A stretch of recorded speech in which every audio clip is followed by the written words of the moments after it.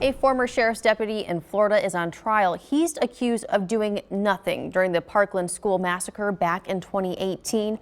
Now Scot Peterson is defending himself. ABC's Derek Dennis has the latest.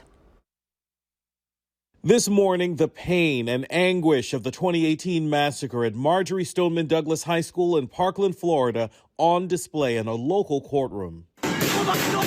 Oh my God!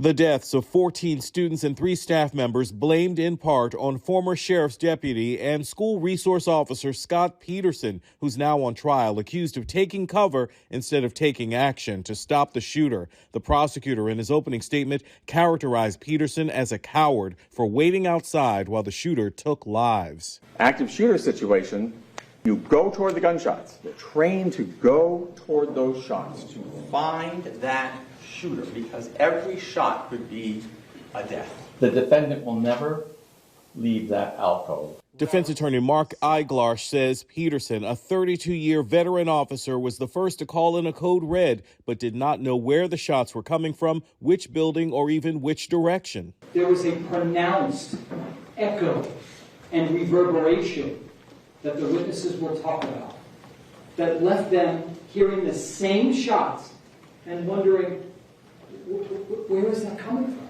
Survivors testifying about the horror. Shots were flying through the glass window of the door that ran down to the handle of the door, and they were flying all over our classroom. I was just waiting for the police.